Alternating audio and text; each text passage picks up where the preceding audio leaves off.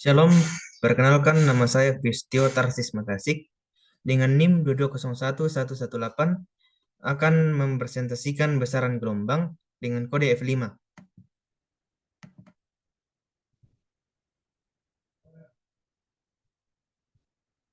Abstrak, penulis telah melakukan praktikum dengan judul Besaran Gelombang. Praktikum ini bertujuan memahami konsep dasar gelombang, memahami dan menganalisis besaran gelombang. Praktikum ini dilakukan dengan menggunakan aplikasi yaitu simulasi PET yang merupakan simulasi praktikum secara online. Dari hasil praktikum yang didapat, kita dapat mengetahui bagaimana kaitannya tabel data dengan diagram, dengan hasil berbanding lurus, berbanding terbalik, dan ada yang tidak saling mempengaruhi. Dan di hasil praktikum ini kita dapat mengetahui hubungan antara besaran-besaran gelombang. Daftar isi yang pertama, pendahuluan, yang kedua dasar teori, yang ketiga metodologi, yang keempat analisa data dan pembahasan, yang kelima kesimpulan dan saran. Yang pertama pendahuluan, latar belakang. Laporan ini bertujuan untuk memahami konsep dasar perambatan gelombang, mengenal dan memahami besaran-besaran gelombang, dan menganalisis besaran-besaran gelombang sebagai pendamping video praktikum besaran gelombang. Dalam praktikum ini, penulis akan mengamati panjang gelombang untuk setiap variasi frekuensi, menghitung cepat rambat gelombang, menjelaskan hubungan antara kecepatan dan frekuensi, serta kecepatan panjang gelombang, beserta juga frekuensi dan panjang gelombang yang berdasarkan data yang ada. Tujuan yang pertama, memahami konsep dasar perambatan gelombang. Yang kedua, mengenal dan memahami besaran-besaran gelombang. Yang ketiga, menganalisis besaran-besaran gelombang. Permasalahannya yang pertama, bagaimana memahami konsep dasar perambatan gelombang.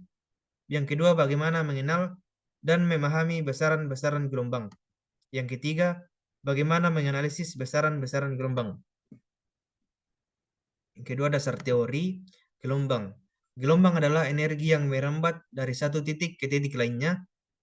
Berdasarkan arah getar dan arah rambatnya, gelombang diklasifikasikan menjadi dua jenis, yaitu gelombang transversal dan gelombang longitudinal. Gelombang transversal adalah gelombang yang arah rambatnya tegak lurus dengan arah getarnya. Gelombang transversal terdiri dari bukit dan lembah. Gelombang longitudinal adalah gelombang yang arah rambatnya searah dengan arah getarnya. Gelombang longitudinal terdiri dari rapatan dan renggangan. Di bawah ada gambar gelombang transversal yang memiliki bukit dan lembah, dan gambar gelombang longitudinal yang memiliki rapatan dan regangan. Pada umumnya, gelombang yang diamati dinyatakan dalam fungsi sinusoidal. Fungsi sinusoidal terdiri dari variabel-variabel yang mana merupakan besaran atau parameter gelombang. Parameter gelombang yang umum diantaranya amplitudo, fase gelombang, panjang gelombang, periode, frekuensi, dan cepat rambat gelombang. Amplitudo merupakan perpindahan maksimum elemen partikel dari posisi kesetimbangannya saat gelombang merambat. Fase gelombang adalah jumlah putaran atau sudut yang ditempuh suatu titik selama perambatan. Fungsi sinusoidal sama dengan Y dalam kurung XT sama dengan YM sin dalam kurung KX kurang omega T kurang lambda. Keterangan Y sama dengan gerakan partikel, YM sama dengan amplitudo, KX kurang omega T tambah lambda sama dengan fase gelombang, lambda sama dengan fase awal, omega sama dengan frekuensi sudut, K sama dengan bilangan gelombang. Yang ketiga, metodologi flowchart. Yang pertama, buka simulasi PET. Yang kedua, atur posisi penggaris. Yang ketiga, ambil data yang telah ditentukan dan amplitudonya. Yang keempat, amati panjang gelombang untuk setiap frekuensi yang diberikan. Yang kelima, hitung data yang telah ditentukan, kemudian buat tabel dan grafik.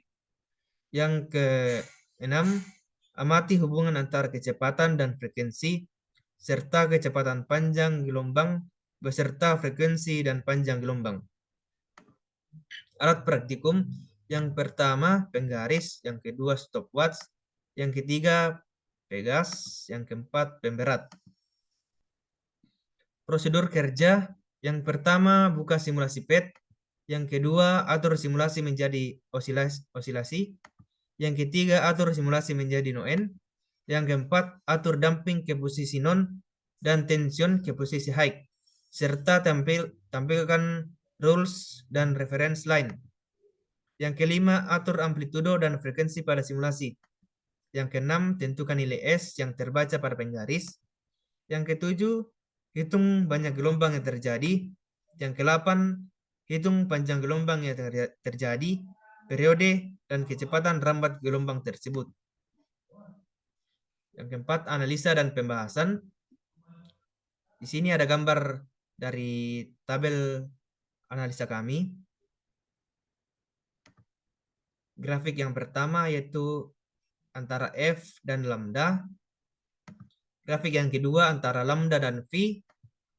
Grafik ketiga antara F dan V. Grafik keempat antara T dan V. Grafik kelima antara T dan lambda. Kesimpulan, data yang diperoleh pada tabel berhubungan dengan grafik tersebut. Kita bisa melihat pada grafik-grafik tersebut ada hasil berbanding lurus atau berbanding terbalik, dan ada yang tidak saling mempengaruhi. Yang kedua, kita saling mengetahui hubungan antara kecepatan dan frekuensi serta kecepatan panjang gelombang. Beserta juga frekuensi dan panjang gelombang berdasarkan data yang diberikan. Hasilnya dari hubungan antara besaran gelombang tersebut. Saran, sebaiknya sebelum memulai praktikum, diharapkan membaca modul yang telah diberikan agar paham saat melakukan praktikum.